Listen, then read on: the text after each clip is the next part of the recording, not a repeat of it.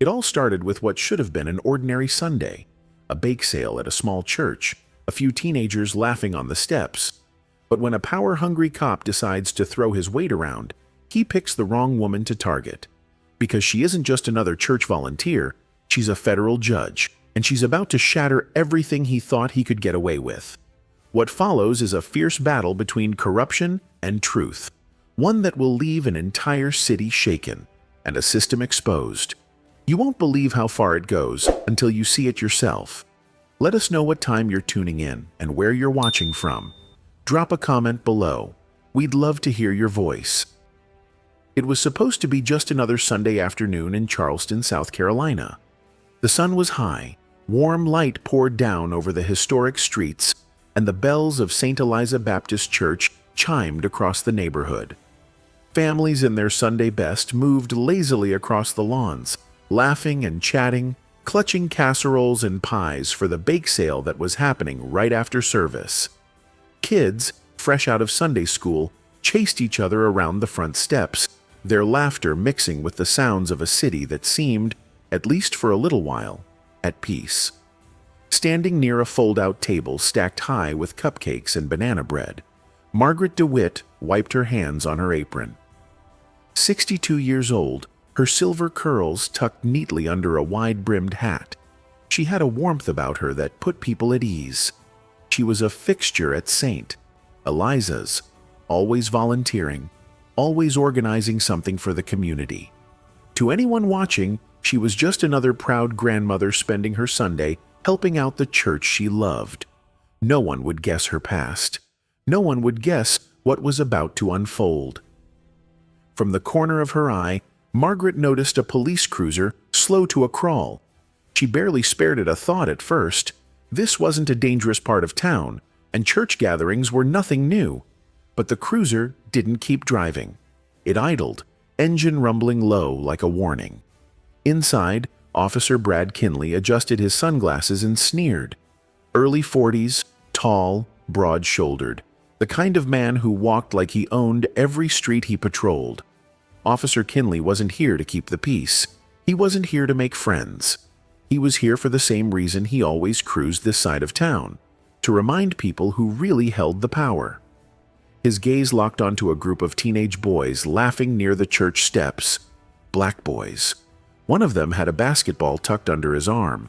Kinley's lip curled. He threw the cruiser into park and stepped out, the heavy slam of the door slicing the warm air like a blade. Margaret's smile faded. Something about the way he moved made her stomach tighten.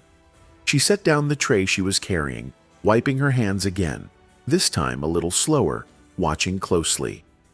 Kinley stalked toward the boys, hand already resting near his belt, his voice barking across the churchyard. "Loitering, huh? Think this is your playground?" The boys froze mid-laugh, exchanging nervous glances. Elijah, the youngest of the group, barely 14, shifted his weight from foot to foot, clutching the basketball tighter. The other boys backed away instinctively, their bodies stiff with the kind of fear no child should have to learn so young. Margaret stepped forward instinctively. She kept her voice calm, steady. "Excuse me, officer," she said, offering a polite, almost maternal smile.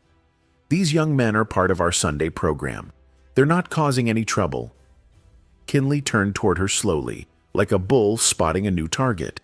His face hardened. "Stay out of this, ma'am," he snapped, "or you'll find yourself part of the problem." Margaret felt the heat rising in her chest, but held her ground. She wasn't about to let this escalate. Not if she could help it.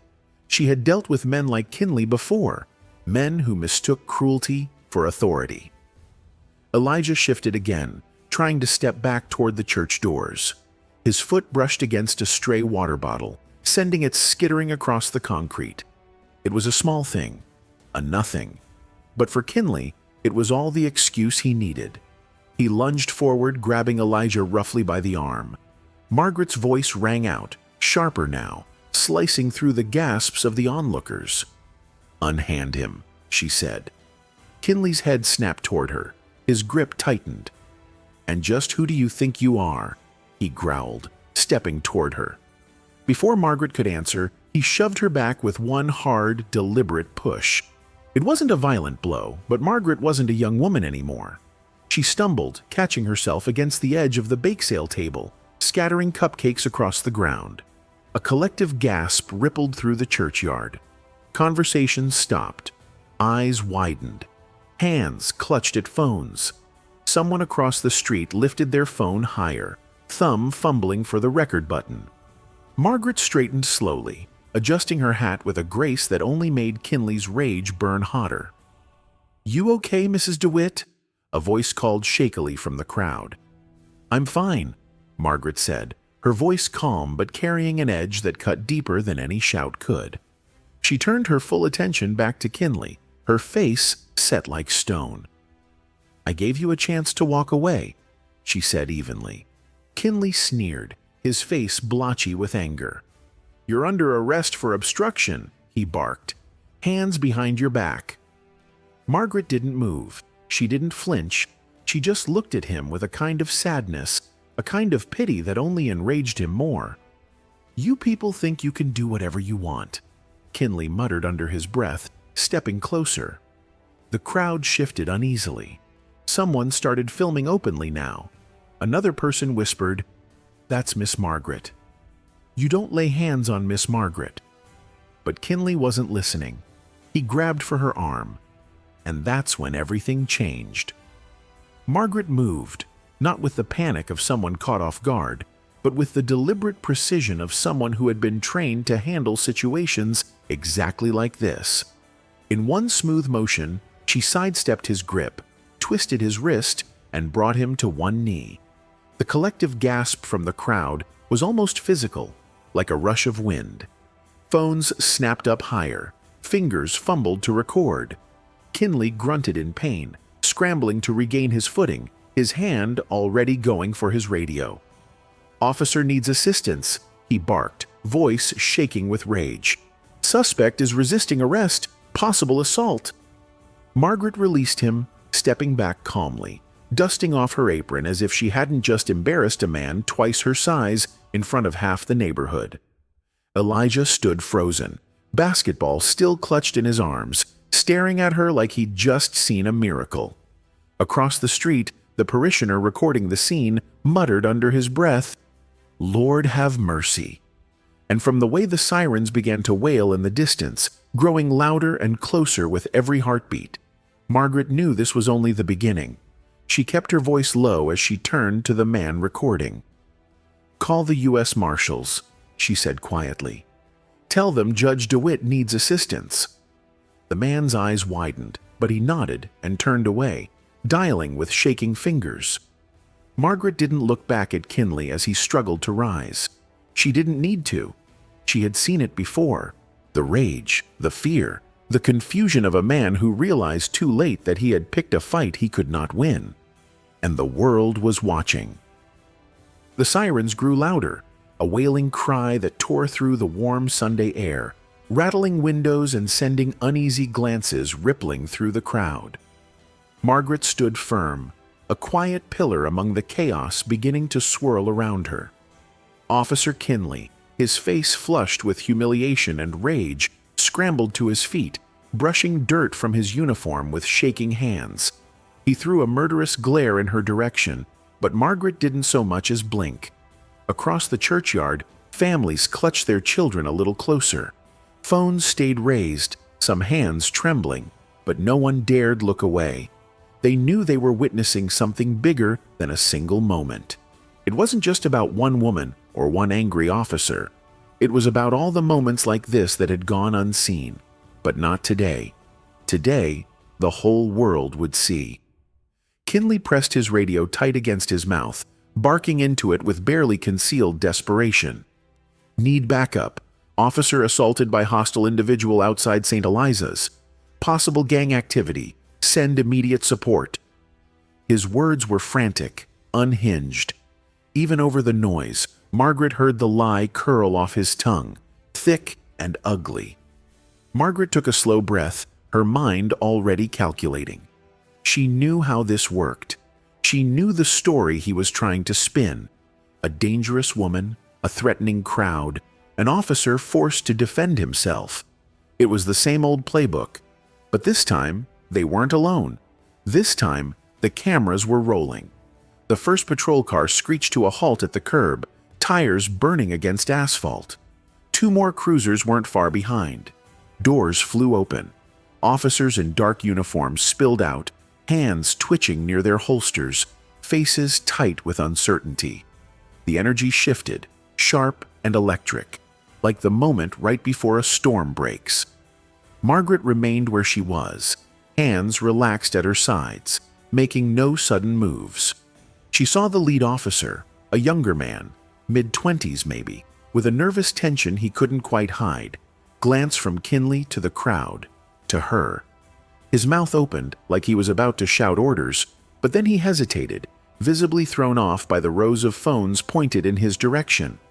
Kinley didn't miss a beat. He jabbed a finger toward Margaret. There! That woman. She assaulted me, attacked an officer in the line of duty. Arrest her now. Margaret didn't move. She just looked at the young officer, calm as ever, waiting for him to decide what kind of man he wanted to be today. But before he could speak, a new voice cut through the heavy tension. Wait a second. Heads turned. A fourth figure had stepped onto the scene. A young woman, barely 30, her uniform fresh but her eyes sharp and conflicted. Officer Leah Brennan. She was one of the newer recruits. Margaret had seen her once or twice in the neighborhood, mostly standing back, watching quietly while the older officers barked orders. Now, Officer Brennan's hand hovered near her belt, but she didn't draw her weapon. Instead, she looked around. She saw the bake sale tables overturned, cupcakes smashed into the pavement. She saw Elijah clutching his basketball like a life preserver, his chest heaving with shallow breaths. And she saw Margaret, steady, proud, unafraid. Brennan's eyes flicked to Kinley, his wild expression, his shouting, his body language that screamed a man losing control. Something didn't add up. Margaret caught the moment the doubt flashed across Brennan's face. It was brief, but it was there, and it gave her the sliver of hope she needed. This isn't what it looks like, Kinley barked, his voice desperate now. She attacked me. She resisted arrest. Brennan took a cautious step closer to Margaret, voice low but firm. Ma'am, are you armed? Margaret lifted her hands slightly, palms out, a gesture of calm. No weapons, she said clearly. And I have no intention of resisting, but I suggest you look at the videos. Look at what's already been recorded. The younger officer, the one who had hesitated earlier, shifted uncomfortably, stealing a glance at the people filming. He swallowed hard. Kinley saw his grip slipping, his jaw clenched, his hand twitched toward his taser. Margaret's voice sharpened just slightly, enough to slice through the building panic. You pull that weapon, she said, and you'll have more than a misconduct charge to answer for. For a moment it seemed like Kinley might do it anyway, might lash out just to reassert his crumbling authority. But then Brennan stepped between them, her stance deliberate. Sir, she said, voice tight with professional courtesy but with steel underneath, I think we need to slow this down. Kinley gawked at her, disbelief flashing across his face. Are you seriously questioning me? I'm the senior officer here. I understand that, sir, Brennan said, her voice steady despite the flush rising in her cheeks. But with all due respect, there are civilians recording this incident. We need to follow protocol. Margaret watched the exchange carefully. She knew Brennan wasn't standing up for her, at least not yet. But she also wasn't blindly following orders, and sometimes that was the first crack that brought the whole rotten wall down. Another cruiser pulled up. More officers. The scene was swelling, pulsing with barely restrained tension. Somewhere across the street, a news van screeched to a halt, reporters piling out, cameras already rolling. Kinley saw it too. He straightened his uniform, tried to compose himself, tried to pull himself back into the image of the righteous cop under siege. But it was too late. The damage was done. His desperation clung to him like a bad smell. Margaret shifted her weight slightly, her voice lowering for Brennan's ears alone. "Officer," she said quietly, "you're standing at a crossroads. One path leads you into a lie you'll never crawl out of. The other leads to the truth. Choose wisely." Brennan's jaw tightened. Her eyes flicked to Kinley, then to the silent crowd, the raised phones, the tiny blinking red lights recording everything. She stepped back half a pace, small but deliberate. And just like that, Margaret knew. The balance had shifted. It was subtle. It was fragile. But it was there. Kinley didn't. Not yet. He was still living in the moment before, the world where he was untouchable, where his word was law. He stormed toward Margaret again, spitting words. "You think you're somebody special? You think you can mouth off to me and walk away?" Margaret didn't move, didn't blink.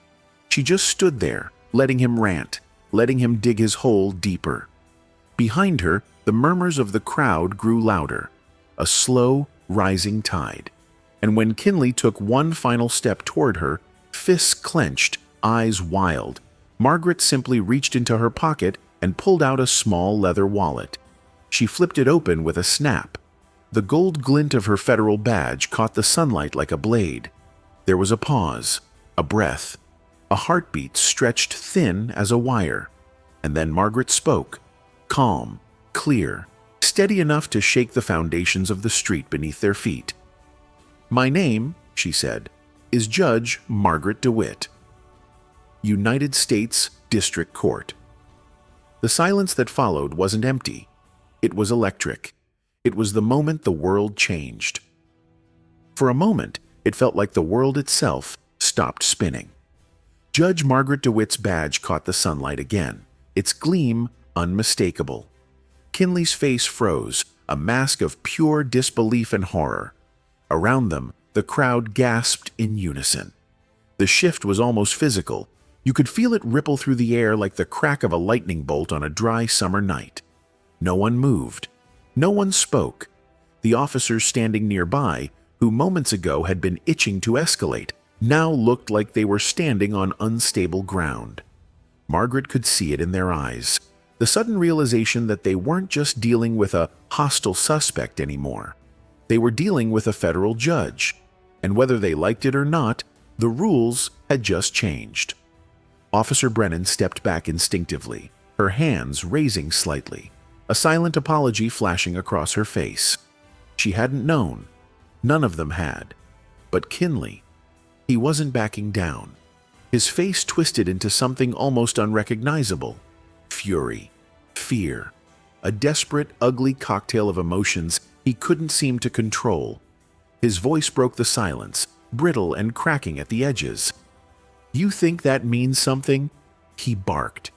"You think flashing a fancy badge changes what you did?" Margaret didn't even flinch.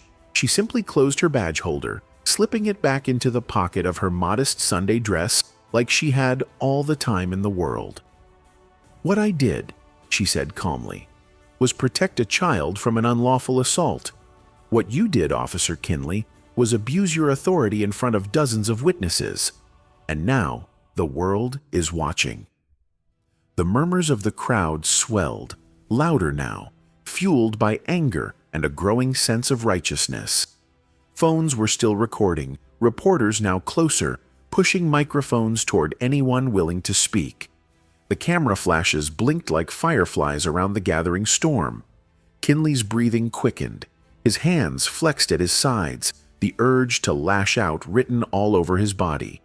Margaret could see it, the internal battle raging inside him. He was a man used to winning by force, but force wasn't going to save him today. "You're under arrest," he shouted suddenly, reaching for his handcuffs, charging forward like a bull. But Margaret was faster. She pivoted on the ball of her foot, sidestepping him with a fluid grace that spoke of years of training most people never suspected she had. Kinley's momentum carried him forward, past her, off balance. Before he could react, Margaret caught his wrist in a smooth, practiced motion and twisted. Kinley shouted, a bark of pain escaping his throat as his knees buckled. Margaret stepped aside and with almost no visible effort, flipped him onto the pavement. The sound of his body hitting the concrete echoed across the churchyard. Hard. Final. The crowd erupted, not in chaos, but in a stunned, collective gasp. Phones tilted downward to capture the moment in full detail. Officer Brad Kinley, face down, groaning in pain, cuffed by his own arrogance. Margaret stepped back, breathing evenly, her stance defensive but non-threatening. She didn't gloat. She didn't smile. She simply waited, giving Kinley the dignity of gathering himself, what little dignity he had left. Officer Brennan rushed forward, hand halfway to her own cuffs, but she stopped short, because the truth was undeniable. Everyone had seen it. Everyone had felt the shift. There was no arrest to be made here. If anyone was in the wrong, it was Kinley. Margaret spoke again, her voice raised just enough to carry across the silent crowd. "Keep recording," she said. "No matter what happens next, make sure the truth is documented." Several people nodded, phones steady, hearts pounding. Kinley struggled to sit up, his face a mottled red of rage and humiliation. His radio crackled at his hip, the dispatcher's voice faint but urgent, asking for a situation update. Kinley ignored it, too consumed by the swirling disaster around him. He pointed a trembling finger at Margaret, trying to summon what little authority he had left. "You assaulted a police officer," he growled. "You're gonna regret this, lady." Margaret tilted her head slightly, studying him like a professor might study a particularly unruly student. "I think the only thing you're regretting," she said softly, "is getting caught." The young officer, Brennan, stepped closer to Kinley now, lowering her voice so only those closest could hear. "Sir," she said urgently, "we need to stand down. We have body cams, civilian footage. There's no way to spin this." Kinley's eyes darted around, searching for backup, for someone, anyone, to take his side. But the other officers weren't moving. They weren't reaching for their weapons. They were frozen, caught between loyalty and the blinding clarity of what they'd just witnessed. Margaret turned slightly, addressing the other officers directly. "You have a choice," she said. "You can continue down a path that ends in disgrace, or you can start doing the right thing, right here, right now." One of the older officers, a man with salt and pepper hair and a reputation for looking the other way, shifted uncomfortably. His hand dropped from his holster. His eyes dropped to the ground. The energy of the crowd shifted again, heavier now, charged with possibility. Margaret knelt briefly, gathering her hat from where it had fallen during the scuffle, brushing it off with a deliberate grace. When she straightened, she caught sight of Elijah standing a few feet away, his young face frozen in awe and fear. She gave him a small, reassuring nod. He clutched his basketball tighter and blinked rapidly, like he couldn't believe what he was seeing. Neither could half the people there. Across the street, the news cameras were rolling live now, capturing every breath, every heartbeat, every decision made or not made in those charged moments. Officer Brennan stepped forward again, carefully, slowly. "Judge DeWitt," she said, her voice steadier this time.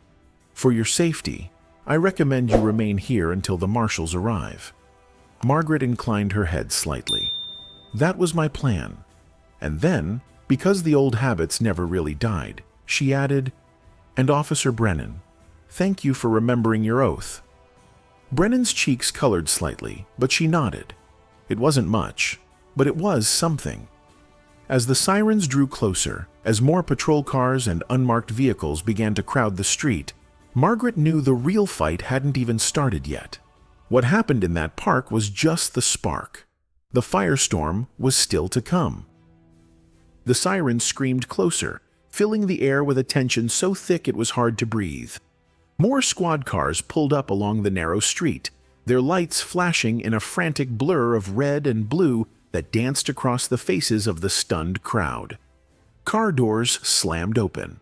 Officers spilled out, hands already near their weapons, their eyes darting from Margaret to Kinley, to the dozens of civilians holding their phones high. Margaret remained still, hands visible, posture calm. She knew the drill. She knew every movement would be scrutinized, twisted, weaponized if she wasn't careful. But today was different.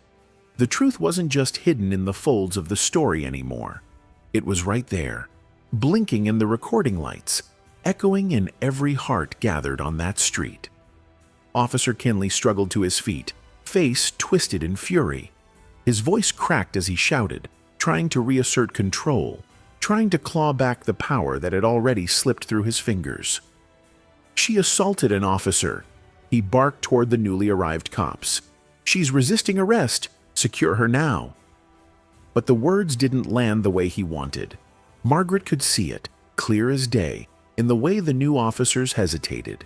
They didn't rush forward, they didn't swarm. Instead, they exchanged uncertain glances, looking not at Margaret, but at the crowd, at the phones, at Kinley himself. One officer, a young man with sandy hair and a body still stiff from academy training, muttered under his breath, "That's a federal badge," she flashed. His partner, an older black officer with years carved into the lines around his eyes, nodded grimly. "And you think she's the problem here?" Officer Brennan stepped up beside them, her voice low but sharp. "We need to think carefully. Cameras are everywhere. Backup isn't going to save us from a cover-up this big." Margaret caught every word. She didn't need to smile or gloat. She just breathed, steady and quiet, watching the tide turn. Kinley wasn't done. His pride was a raging fire inside him, and it blinded him to the reality setting in all around. "She's dangerous," he spat. "You don't know who she is." "No," Brennan said evenly, her voice carrying. "We know exactly who she is." That was when the unmarked car slid to a stop at the edge of the chaos. It wasn't a cruiser. It wasn't a patrol vehicle.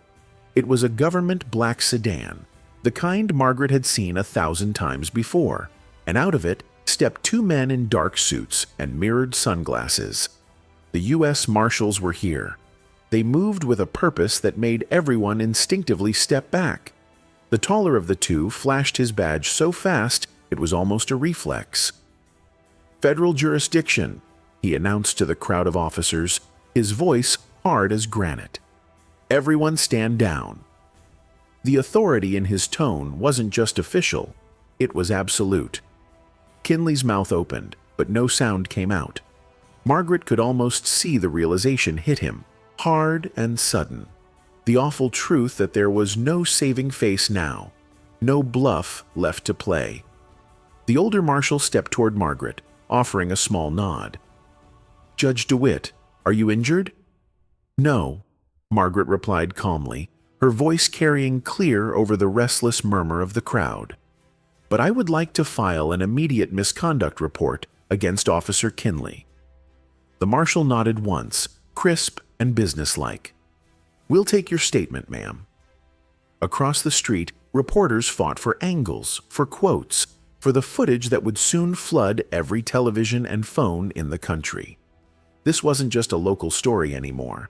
It was a fire that had already leapt the fences.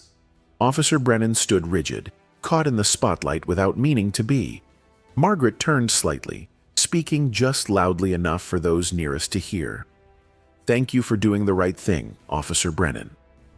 Brennan swallowed hard, her cheeks flushed, but she gave a tiny nod. She had chosen her side, and she knew there would be consequences for it. The marshals flanked Margaret now, a protective presence at her sides.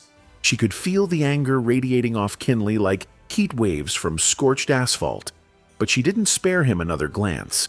He wasn't the threat anymore. He was the cautionary tale. One of the marshals turned to the officers, still standing in a tight, confused cluster. "This incident is now under federal review," he said. "All body cam footage is to be preserved. All witnesses will be interviewed."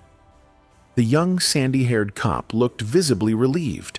A few others nodded stiffly, but a few shifted on their feet, uneasy, unwilling to give up the old ways without a fight. Margaret caught their faces. She filed them away. Change was coming, But it would not come easy. Kinley, realizing that the ground beneath him was gone, made one last desperate move. He pointed at Margaret again, his voice ragged. "You think this ends here?" he growled. "You think you can walk into my city, embarrass me in front of everyone?" Margaret tilted her head slightly, almost sad. "This was never about you," she said. "It's about accountability. It's about standing up when someone abuses power." And then, because the truth mattered more than anything else, she added, "You embarrassed yourself, Officer Kinley. I just refused to let you get away with it." The silence that followed was thick, suffocating. Even the reporters seemed to hold their breath, waiting for what would happen next. But nothing explosive happened. No more shouts, no more fists, just the steady, inevitable turning of the wheel. The marshals took Margaret's statement with swift efficiency, gathering testimony from the key witnesses, Elijah, Officer Brennan, several churchgoers who had seen the entire thing. The air stayed tight, full of energy, full of unspoken fears.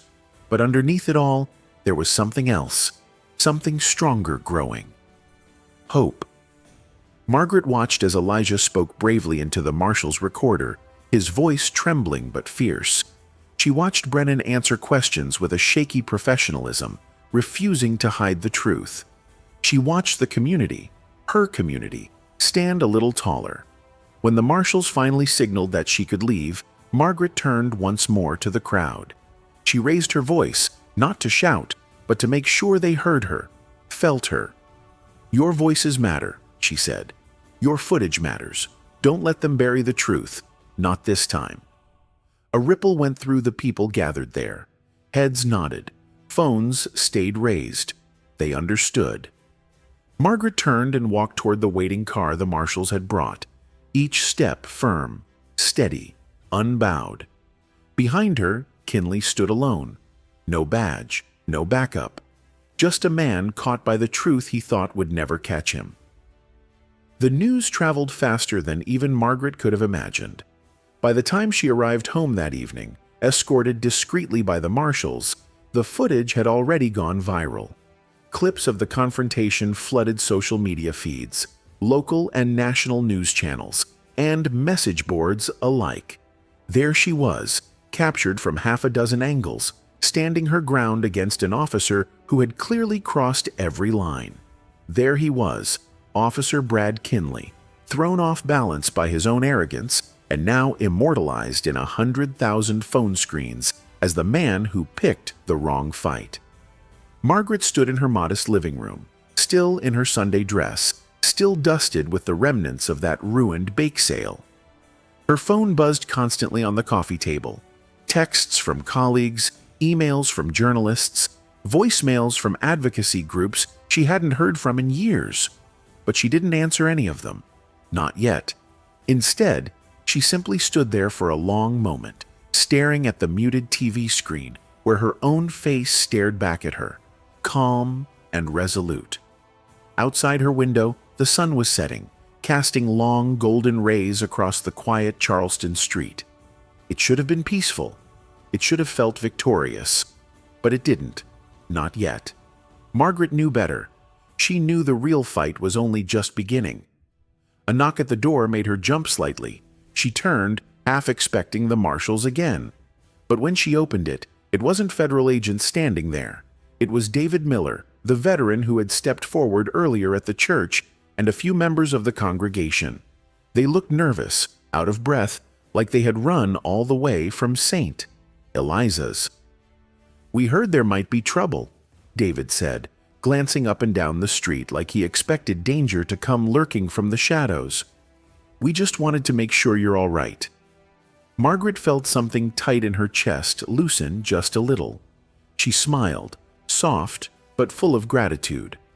"I'm fine," she said. "But thank you. Thank you for coming." Behind David, Elijah stood clutching his basketball, looking up at her with wide, uncertain eyes. Margaret crouched slightly so she could meet his gaze at eye level.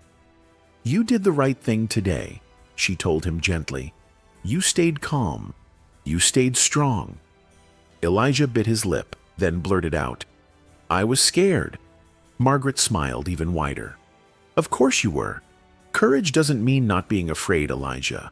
It means doing what's right even when you are." He nodded slowly, absorbing every word like a sponge. The group stayed for a while, lingering near her porch, offering their silent, steady support. They didn't need to say much. Their presence said enough. Eventually, Margaret thanked them again and sent them home before it got too dark. She knew they needed rest, and she needed to prepare. Because by morning, everything was going to change. And it did. Margaret woke to find her name headlining every major news site. Her inbox overflowed with interview requests. National television shows wanted her on air. Politicians issued statements, some praising her bravery, others scrambling to distance themselves from the growing scandal. The mayor of Charleston held a press conference at noon, promising a full and impartial investigation into Officer Kinley's actions, though his face betrayed more panic than conviction. But the biggest shock came mid-afternoon. An anonymous source inside the police department leaked body cam footage not just from the incident at St. Eliza's, but from a dozen previous encounters involving Kinley. Footage showing patterns of intimidation, unlawful searches, aggressive force, particularly against young black men and women. It was damning, and it painted a picture far uglier than most had expected. Margaret watched the videos alone, sitting stiffly at her kitchen table. Her hands gripped her coffee mug so tightly she thought it might crack. With each new clip, her stomach twisted tighter. She recognized some of the faces: boys who had once run errands for the church, girls who had sung in the youth choir. They had been living under Kinley's reign of terror long before the world started paying attention. And suddenly, it wasn't enough to have stood her ground. It wasn't enough to have exposed him. Justice had to go deeper than one man. The doorbell rang again, and this time it was the marshals, accompanied by her old friend Raymond Chavez, the retired FBI liaison who had promised to come help. He wasn't in a suit today.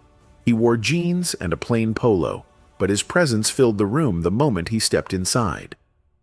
"You've stirred up a hornet's nest," Raymond said with a small, almost admiring chuckle. "Half the city's power players are scrambling." "I'm not interested in power plays," Margaret said. "I want real accountability." Raymond's smile faded into something more serious.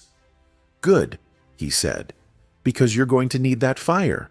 He spread several folders across her dining table, leaked internal memos, old complaints that had been quietly buried, union protection contracts that made it nearly impossible to fire bad officers like Kinley without a public spectacle. "This isn't just about Kinley anymore," Raymond said. "It's about the system that let him get this far." Margaret nodded slowly. She had suspected as much. Now she had the proof.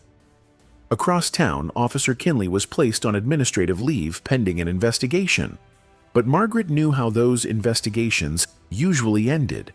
She knew how many times misconduct was swept under the rug when the public wasn't looking.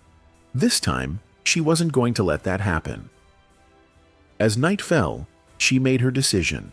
She would testify before the grand jury herself. She would make sure that when judgment came down, it would come with the full weight of truth behind it. Not whispered in back rooms, not edited by department heads looking to protect their own, but out in the open, for everyone to see. Raymond nodded approvingly when she told him. "It's risky," he said. "They're going to come after you, smear your name, dig through your past." "I know," Margaret said. "Let them. I have nothing to hide. Can they say the same?" Raymond grinned at that. The next morning, Margaret held a quiet press conference on the steps of the federal courthouse. No grandstanding, no theatrics, just the simple, unshakable truth. "My name is Judge Margaret DeWitt," she said, her voice steady, carrying across the sea of cameras and microphones. What happened at St. Eliza's was not an isolated incident. It was part of a pattern, a culture of intimidation, discrimination, and abuse that must be addressed. I will be cooperating fully with federal investigators, and I will be testifying before the grand jury." She paused, letting the silence settle before delivering the line that would headline every news broadcast that night. "And let me be clear, justice isn't about protecting power. It's about protecting people." As she turned to walk back into the courthouse, the applause from the gathered crowd wasn't loud. It wasn't wild. It was something better. It was determined. And it was just beginning. The fallout hit Charleston like a hammer striking glass. The mayor's shaky promises of a full investigation crumbled within days as more and more evidence flooded into the public eye. Every news outlet from local stations to national networks dissected the footage frame by frame. Every whisper about Officer Kinley's past became a roar. What once had been hidden in dark corners of the department was now dragged into the harsh, unrelenting light. But Margaret knew better than to celebrate too early. Truth alone wasn't enough to bring justice. She had seen it too many times before. How public outrage burned hot for a moment, only to be doused by bureaucracy, excuses, and time. If they were going to win this fight, they needed more than anger. They needed undeniable proof, the kind that forced even the most reluctant hands to act. And it seemed someone inside the Charleston Police Department agreed. 2 days after Margaret's press conference, another anonymous leak surfaced. This time, it wasn't just body cam footage. It was internal emails, officer misconduct reports, complaints from civilians, all pointing to a pattern of systemic abuse that stretched back years. Not just Kinley, but half a dozen other officers. A culture of protectionism so deeply entrenched it had become invisible to everyone except those crushed beneath it. Margaret sat in her living room again, the late afternoon sun slanting across the piles of printed documents Raymond had dropped off. She read through them carefully, each page a grim confirmation of what she already knew in her gut. Cover-ups, suppressed evidence, threats against whistleblowers. Every word made her resolve harden further. Meanwhile, outside her window, the world was changing. Protesters gathered daily at City Hall, carrying signs that demanded accountability. Justice for St. Eliza's became the rallying cry. Voices that had once been afraid to speak now shouted into bullhorns, refusing to be ignored. Margaret watched it unfold with a bittersweet pride. It shouldn't have taken a public humiliation to expose the rot. But now that it was out, she intended to make sure it never got buried again. Her phone buzzed on the table, and when she answered, it was Elijah's father, Councilman DeAndre Thomas. "Judge DeWitt," he said, his voice strained but determined. "The city council is calling an emergency session. They're feeling the pressure. We're pushing for an independent oversight committee, full civilian review board." Margaret leaned back in her chair, feeling the weight of it. It was a start, maybe just a crack in the dam. But cracks, she knew, had a way of spreading. "I'll testify if needed," she said simply. There was a pause on the other end of the line. Then, quietly, DeAndre said, "Thank you. For everything." Margaret ended the call and allowed herself a rare moment of quiet reflection. She thought of the faces she had seen outside the church that day, the fear, the uncertainty. She thought of Elijah's wide eyes staring up at her, and she thought of the countless others who never had someone to step in front of them, who had to swallow their fear and walk away. Not this time. The next morning, another bombshell dropped. A leaked recording from inside the police department. Officer Kinley, caught on tape just weeks before the St. Eliza's incident, bragging about how easy it was to put kids in their place if they stepped out of line. The recording went viral within hours. Public outrage surged to a fever pitch. The mayor, under intense political pressure, finally suspended the police chief. An internal affairs investigation was officially launched into the department's practices. And yet, through it all, Margaret stayed quiet, focused, waiting. because she knew the real fight wasn't in the headlines. It was in the courtroom. Raymond visited again that evening, bringing fresh files and a weary smile. "They're scrambling," he said. "City lawyers are talking settlement offers. They want this to go away before it gets bigger." Margaret shook her head. "No deals, no silence. We do this the right way." Raymond studied her for a moment, then nodded. "You're the right one for this fight," he said. As night fell, Margaret stepped out onto her front porch. The street was quiet for once. No flashing lights, no reporters. Just the soft hum of a city holding its breath. She watched the stars blink into existence overhead, distant and cold. Somewhere beyond the dark, she imagined the wheels of justice turning, slow but inevitable. A soft sound caught her attention. Footsteps on the sidewalk. She looked over and saw Elijah walking toward her, his basketball tucked under one arm, his face lit with that same mixture of awe and uncertainty. He stopped at the bottom of her steps, shuffling his feet. "I wanted to say thank you," he said, his voice small in the quiet night. Margaret smiled gently. "You already did." Elijah hesitated, then asked, "Are you scared?" The question caught her off guard. She thought about it, really thought about it, before answering. "Every day," she said honestly. "But fear isn't what decides who you are. What you do with it does." He nodded slowly, as if trying to tattoo the words into his heart. "You're brave," he said. Margaret looked at him carefully, her heart tightening in her chest. "So are you," she said. He smiled, a little brighter this time, and turned to leave. Margaret watched him disappear into the night, carrying not just his basketball, but maybe a little piece of courage too. She went back inside, closing the door behind her. Tomorrow, the grand jury would convene. Tomorrow, the system would be forced to listen, and Margaret would be ready, no matter how long it took, no matter how hard the fight became. Because some battles weren't chosen, some battles chose you, and once they did, you stood your ground, or you lost everything that mattered. The morning the grand jury convened, the sky over Charleston was heavy with thick gray clouds.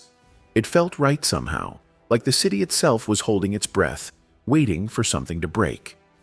Margaret stood on the courthouse steps, the weight of her robe draped over her shoulders, her badge tucked securely into her pocket. Around her, news cameras swarmed like bees, their lenses tracking her every move. Protesters filled the sidewalks, their chants echoing up against the stone buildings, a steady, rhythmic call for justice that thudded in her chest like a second heartbeat. She took a breath, calm and deliberate, and pushed open the heavy doors to the courthouse. Inside, it was colder, more sterile. The high ceilings swallowed sound.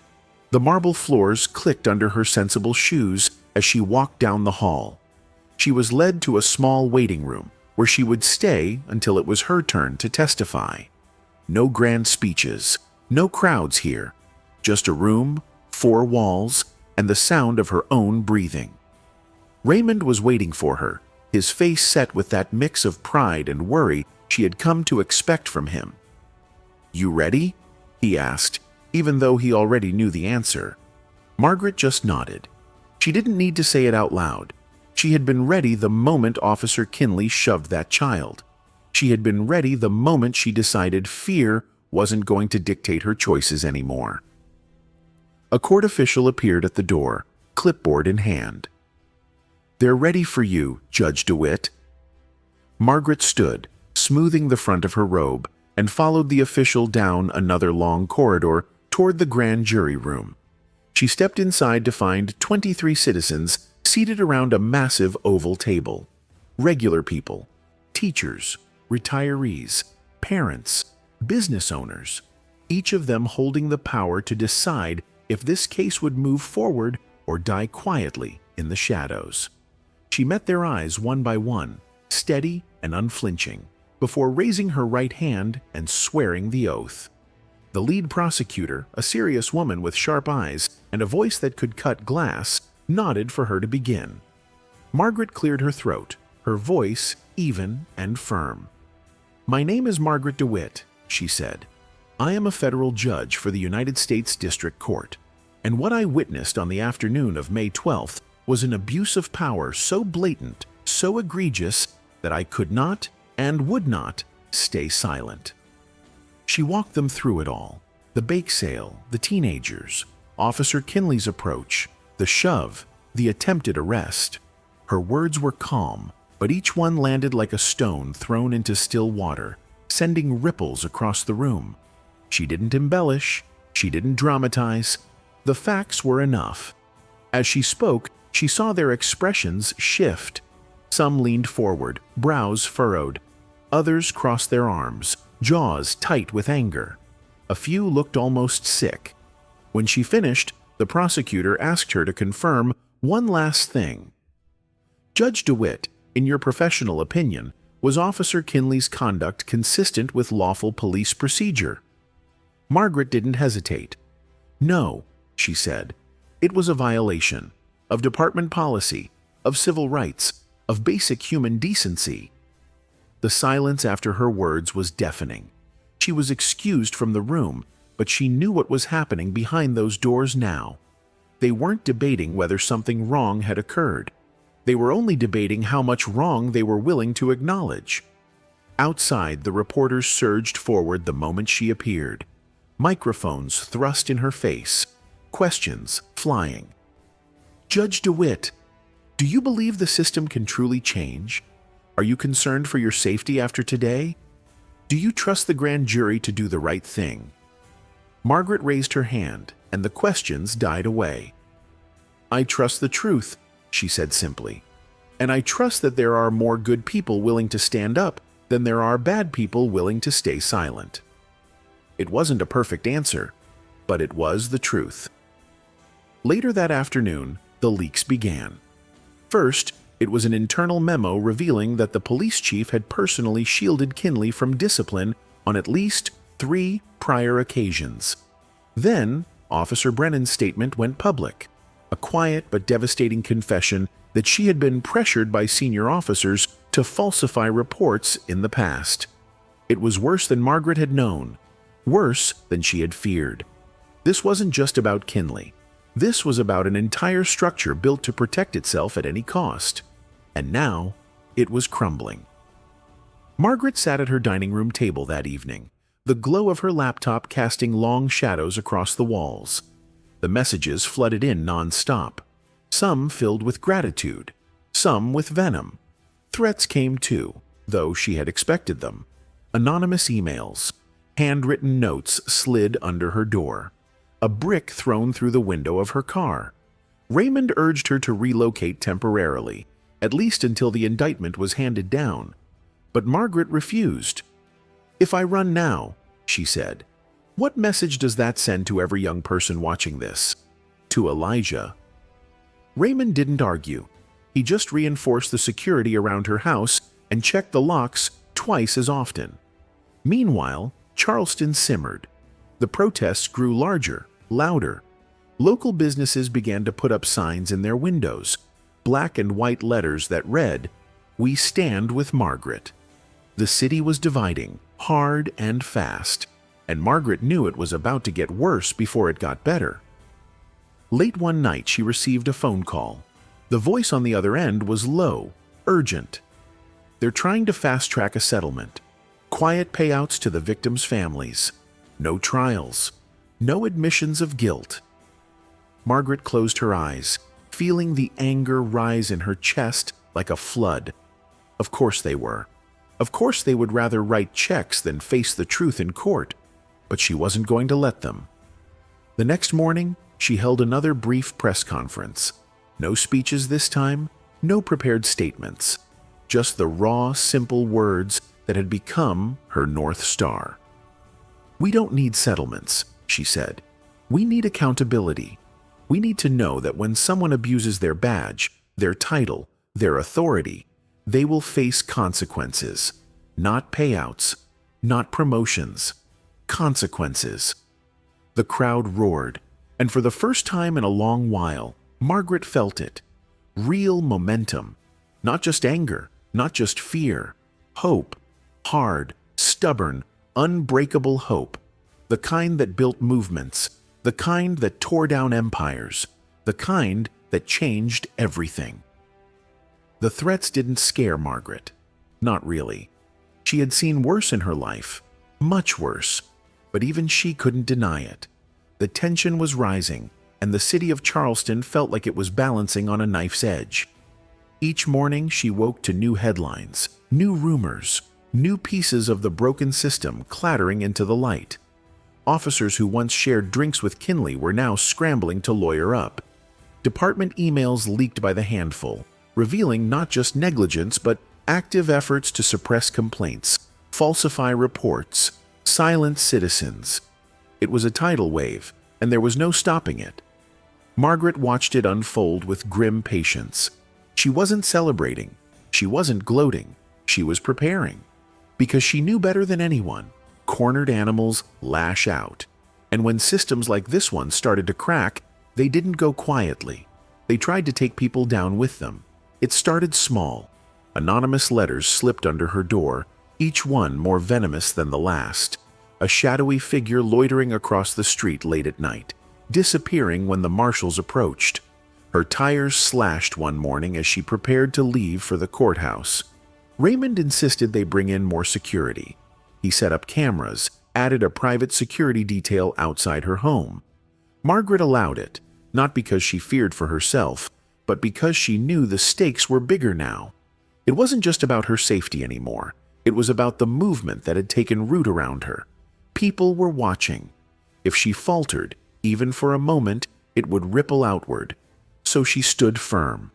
Meanwhile, in the heart of the city, a different kind of battle was raging. A faction inside the police department, desperate to protect what was left of their crumbling authority, was pushing back hard. Leaked memos revealed internal meetings, plans to blame bad apples, to paint Kinley as a lone wolf, an anomaly, a misunderstanding. They hoped to make the story small again, to shrink it down to something they could survive. But it was too late for that. Margaret had made sure of it. With every speech, every appearance, she hammered the same message home. This wasn't about one officer. This was about an entire structure built to shield the powerful and punish the vulnerable. And no amount of scapegoating would erase that truth. Still, the pressure mounted. A week after the grand jury convened, the mayor's office offered her a private meeting. Off the record, no cameras, just a discussion, they said. A compromise. Raymond practically vibrated with anger when she told him. "They want to buy you off," he said flatly. "They'll offer you awards, honors, maybe even a parade, anything to get you to lower the temperature." Margaret didn't even blink. "I'm not interested in pageantry," she said. "I'm interested in change." The day of the meeting, she dressed simply. No robes, no badges, just a plain dark suit and a steady heart. She walked into City Hall through the front doors, past the reporters, past the angry protesters, past the security guards who couldn't meet her eyes. Inside, the mayor and his advisors waited around a long mahogany table, faces polished into careful masks of concern. "Judge DeWitt," the mayor said warmly, gesturing for her to sit. "We appreciate everything you've done. Truly. We all want justice. We just have to be careful. Sensitive." Margaret folded her hands neatly in front of her. "Careful for who?" she asked. The mayor's smile faltered. "There's a lot of tension right now," he said. "Businesses are worried, investors are nervous. The last thing Charleston needs is a full-blown scandal. If we can find a way to move forward quietly, maybe without more public trials, without reopening old wounds." Margaret's voice cut through the room like a blade. "Those wounds never closed," she said. "They were ignored, papered over, pretended away, and now you want to pretend again?" The mayor shifted uncomfortably. His aides scribbled notes furiously, eyes flicking between her and the cameras they knew were waiting outside. Margaret leaned forward slightly, her voice calm but carrying a weight that made the room feel smaller. "You don't get to decide what justice looks like from a conference table," she said. "Justice doesn't happen quietly. It doesn't happen conveniently. It happens when people are held accountable, no matter how uncomfortable that makes the powerful. The mayor tried one last time. "We can offer support," he said. "Funding for programs, community initiatives. You could lead them. Be the face of a new Charleston."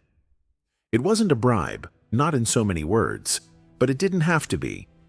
Margaret stood, smoothing her jacket. "I don't want to be the face of anything," she said. "I want the system to change." She walked out without shaking hands, without smiling, without pretending anything had been accomplished. Outside, the cameras swarmed her again, reporters shouting questions. She paused only once, turning back toward the sea of faces. "They tried to buy silence today," she said, her voice carrying over the crowd. "But we're not for sale. Not now. Not ever." The crowd erupted, a roar of approval surging down the block, rattling the windows of City Hall behind her. And somewhere inside those halls, Margaret knew the people who had built their power on fear were realizing just how much trouble they were really in. That night, as she sat by her window, sipping lukewarm tea, her phone buzzed again. It was Raymond. "They're calling an emergency council meeting," he said. "They're panicking. And get this, Brennan's agreed to testify. She's going to tell them everything, about Kinley, about the cover-ups, all of it." Margaret closed her eyes for a long moment, letting the news settle into her bones. It was happening. Not because the system wanted it, but because people refused to be silent. Because one voice had become many. Because a woman who had been pushed, shoved, threatened, and who had pushed back, refused to back down. She smiled, small and fierce. Tomorrow would be another battlefield. But tonight, she allowed herself the rarest luxury. Hope. Real hope. Hope strong enough to shake the foundations of a broken city. Hope that no matter how hard they fought, no matter how dirty they played, the truth was no longer something they could hide. It was out in the open now, and it wasn't going anywhere. The day the grand jury announced its decision, Charleston felt like it was holding its breath. The air was thick with anticipation, heavy enough that even the sky seemed to sag, gray clouds pressing low over the courthouse steps. Margaret stood at the center of it all, calm, collected, but feeling the weight of every pair of eyes locked on her. Protesters packed the sidewalks, their homemade signs rippling in the humid air. Reporters lined the barricades, microphones extended like weapons, ready to catch every word, every reaction. Even the police, stationed heavily around the perimeter, looked uneasy, their hands resting too close to their belts. Inside the grand jury room, 23 citizens had spent days poring over evidence, video footage, testimony, leaked emails. They had seen it all, the full, ugly truth laid bare with no more excuses to shield it. Now, the world waited for their answer. When the doors finally swung open, a court officer stepped forward, paper trembling slightly in his hand. The crowd hushed instantly, as if the very city had pressed a finger to its lips. Margaret didn't blink. She had already made peace with whatever was about to happen. Because this wasn't just about victory. It wasn't about headlines. It was about standing up, even when you didn't know if the system would stand with you. The officer cleared his throat and read the indictment aloud. Officer Brad Kinley, indicted on 6 counts, including civil rights violations, excessive force, obstruction of justice, and misconduct in public office. The words echoed off the courthouse walls, magnified by 100 cell phones streaming live to every corner of the country. For a second, there was only silence. Then, the crowd erupted. Not in chaos, but in a roar of vindication, a tidal wave of applause, cheers, and raw emotion that rolled down the street like thunder. Margaret stood still, letting it wash over her, feeling the cracks in the old walls of power spread just a little wider. Somewhere in the crowd, Elijah was shouting, punching the air with his fist, the basketball still tucked under his other arm like a badge of honor. Margaret caught sight of Officer Brennan too, standing stiffly at the edge of the reporters, her eyes glistening but proud. It had cost her something to come forward. Margaret knew that, and it would continue to cost her. But today, at least, the weight seemed a little lighter. Kinley was nowhere to be seen. He had been placed under house arrest pending trial, his badge and gun stripped away, his uniform reduced to a bitter memory. The mighty had fallen, and the world had seen every second of it. Margaret made her way down the courthouse steps slowly, each movement deliberate, refusing to rush, refusing to be hurried away.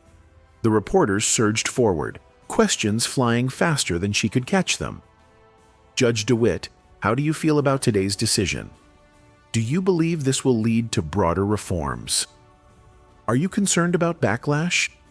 She stopped at the bottom step, letting them crowd around her, microphones bobbing like hungry fish. "I feel relieved," she said. "I feel proud of the citizens who refuse to look away. But this isn't the end. This is just the beginning. Justice isn't a headline, it's a commitment, and we're going to see it through." More questions tumbled out, but she simply lifted a hand, offering a small, firm wave before moving through the crowd. Raymond met her at the curb, his face breaking into a rare, unguarded grin. "You did it," he said. "No," Margaret corrected gently.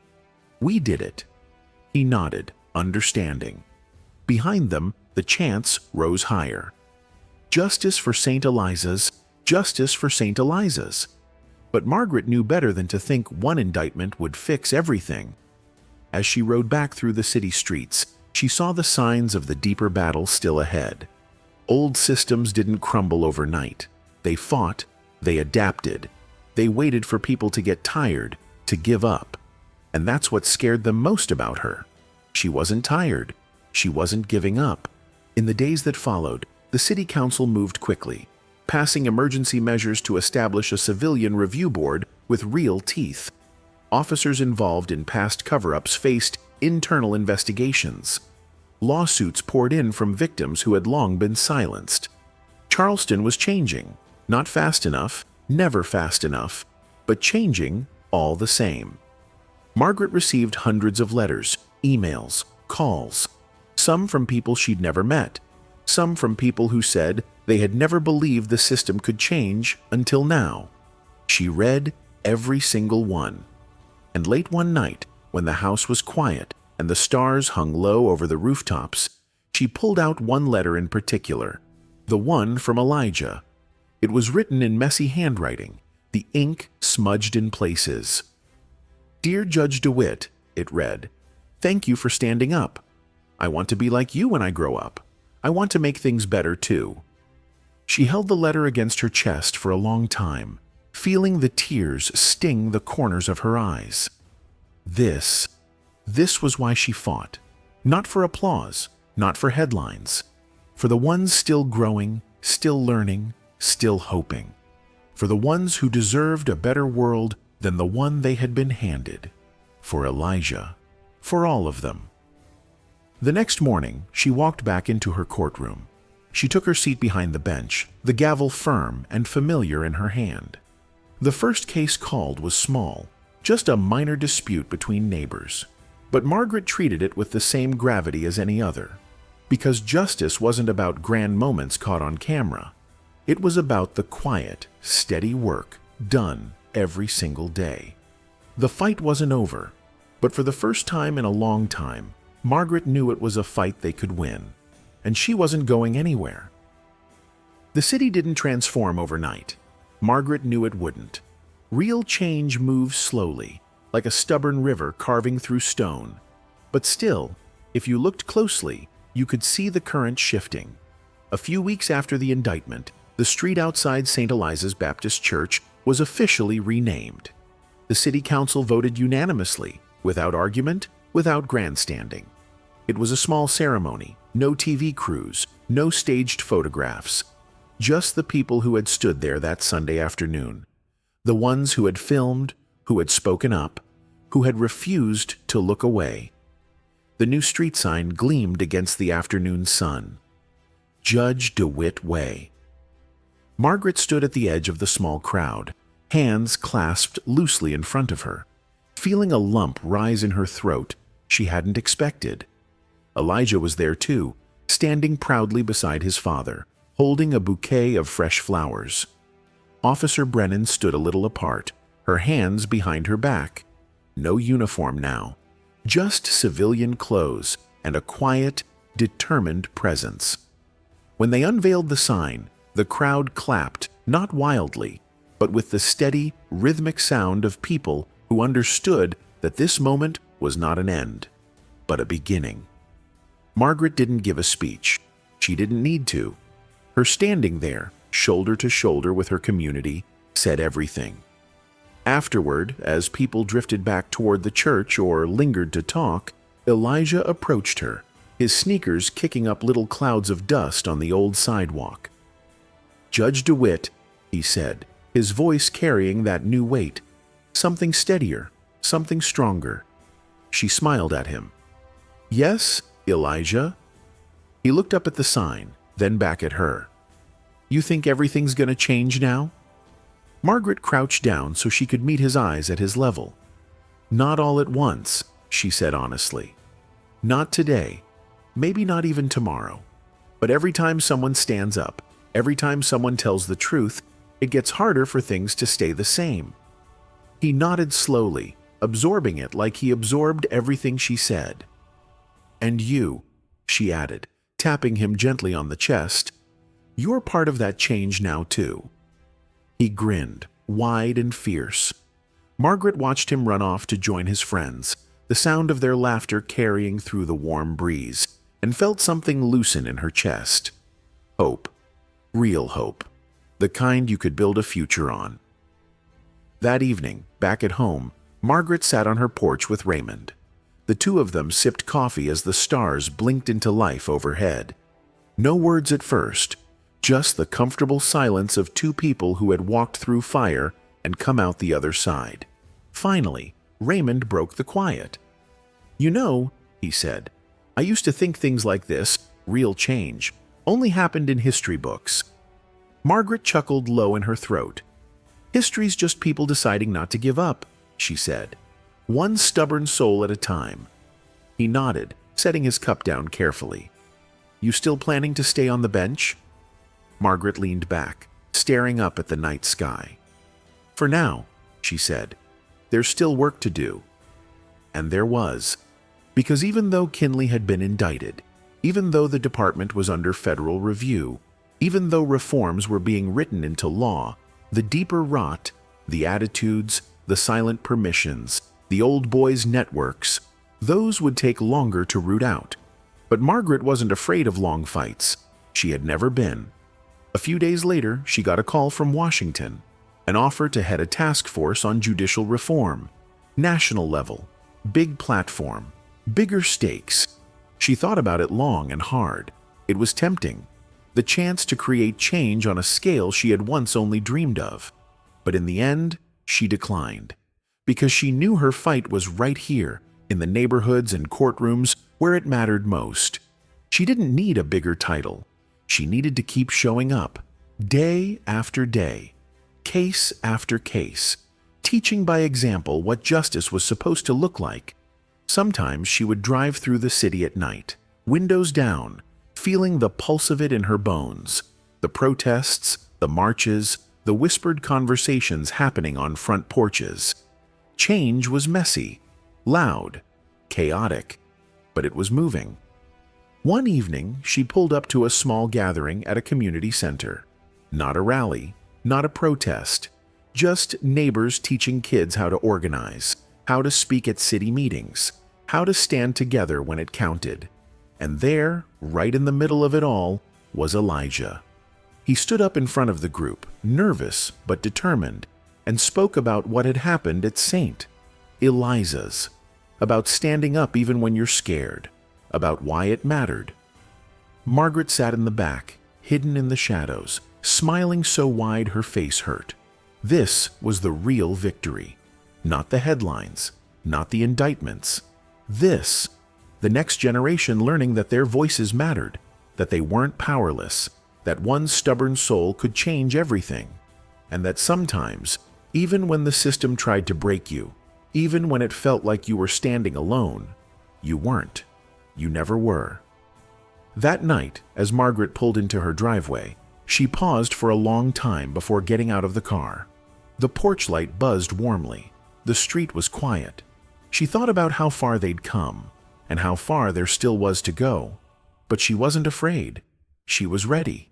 Because justice doesn't happen all at once. It happens every day, in every hard conversation, in every small act of courage, in every moment someone refuses to look away.